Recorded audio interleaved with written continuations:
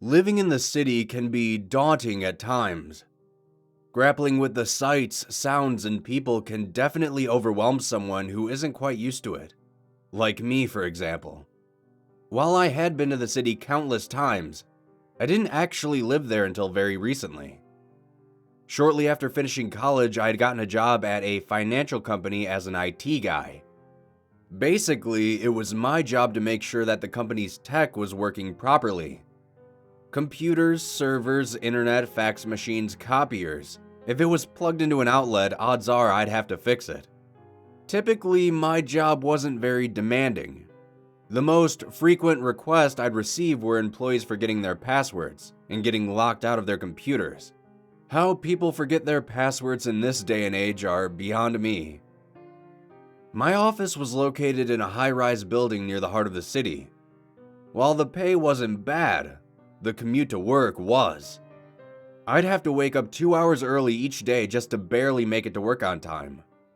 I'm sure some of you might agree that people driving to work in the city act like they had never seen a car before, let alone driven one. Due to this consistent headache of mine and my desire to leave my parents' house, I began searching for an apartment in the inner city. There were quite a few places to choose from within a moderate distance from my work. The higher-end apartments towards the north side of the city were utterly out of my price range, which was disappointing because they were incredible when I did my walkthrough. The east side of the city had a couple but didn't really have any available during my date range. They offered to call me when they got an opening, but I just decided to look elsewhere. When I made my way over to the western side of the city, I found an average-looking apartment building. The building itself was older, probably constructed in the 80s or early 90s. When I entered, I could tell that the building was currently under renovations. The scent of fresh paint burned the inside of my nostrils. Down the long hallway directly in front of me, tarps and other construction materials had been left out by the builders. I entered the management office and inquired about any available apartments. They told me that they had a couple units for rent, and thankfully they were within my price range. I asked if I could take a walkthrough, and they were happy to oblige. We walked towards one of the elevators nearby, and they pushed a button. After a few moments, the metal doors rattled as they opened. Stepping into this elevator made me feel uneasy. It seemed like this large metal box was being lifted by a single thread. Noticing my discomfort, the clerk leading me mentioned that the elevators were going to get a full upgrade soon. I just smiled politely, trying to keep my mind off the constant swaying of the elevator car as it rose. They showed me the apartment, and after inspecting everything, I was satisfied. The apartment wasn't new by any means, but it was clean and affordable, which were major factors. I filled out the paperwork, gave them my check, and it only took a few days for me to be approved. I moved in not long after and had been enjoying my 20-minute commute to work ever since. Around 2 months later, I'd received a notice on my door when I had gotten home from work one day. It mentioned that the renovations were progressing smoothly and that they wanted to inform the tenants that the following week, the elevators would be inaccessible and use the stairs. When I first read the notice, the information immediately fell from my tired mind. I went inside, dropped my things, and went to bed not long after. The days that followed continued normally. I'd get up, eat breakfast, shower, get dressed, grab my bag, and step out into the hallway. I'd walk down the corridor to the only 2 elevators in the entire building.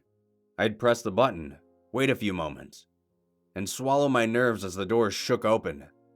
I'd ride the elevators down, wondering if today is the day that the cables would snap, the doors would open once again, and I'd make my way to work. Then, the following week, I had totally forgotten about the notice. I did my entire morning routine and walked towards the elevators. I reached my hand out to instinctively press the button, but halted a few inches away as a large out-of-service sign covered the doors. I sighed. While I didn't live at the very top, I was still quite a few flights from the lobby. I rubbed my temples and cursed myself for forgetting. I made my way over to the stairwell and opened the door. With a loud metallic clang, the door opened, and I stepped onto the narrow walkway.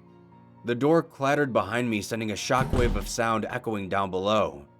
I began my long trek down the stairs. The clacking of my shoes on the floor bounced from wall to wall as I walked. I had been descending these stairs for quite a while, and every time I'd peek over the guardrail, I'd just see more and more stairs below. After around 20 minutes of walking, I finally reached the ground floor. I pushed the door open and made my way off to work.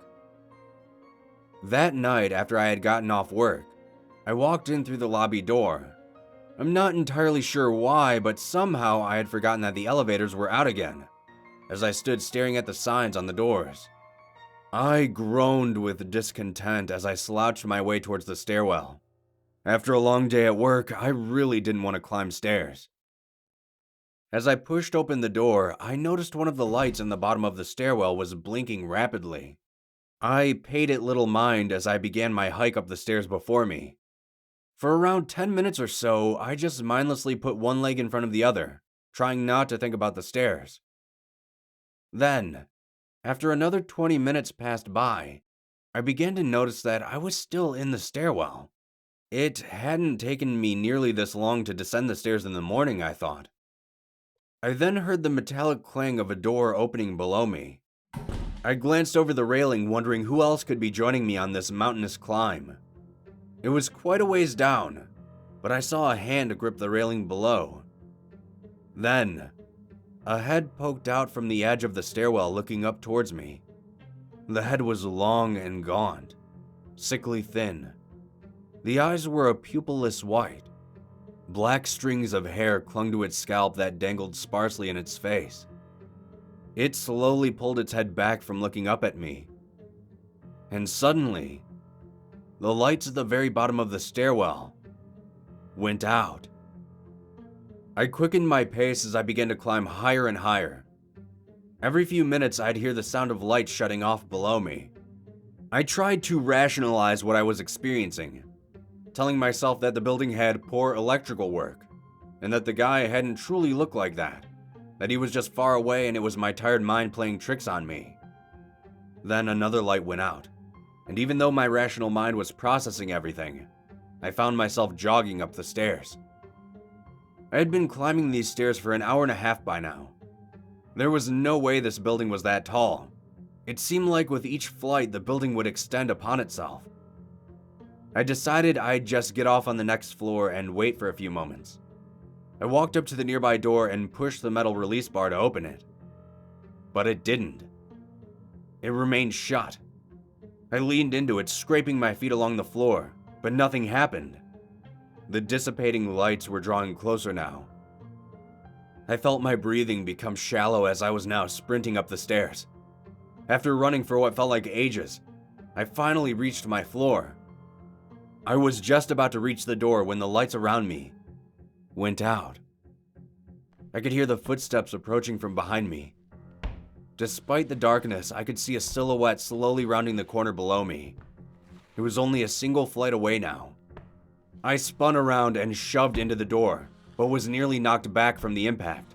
As I steadied myself, I realized something in that instant. I could no longer hear the footfalls behind me. I slowly turned over my shoulder, and that person was now standing directly behind me. I turned to face him, wondering what he was going to do next. He just stood there staring at me in the darkened stairwell. I wanted to ask him what he wanted, but my voice was caught in my throat. It then raised a hand, and it drifted towards my face. I could just barely feel its fingertips grazing my skin, and I shut my eyes tightly, not wanting to witness what was about to happen. Then, a few minutes passed. I cracked my eyes open slightly and looked around. The light in the stairwell had come back on, and there was no sign of the stranger that was standing in front of me. I exhaled a heavy breath before stepping backwards into the door.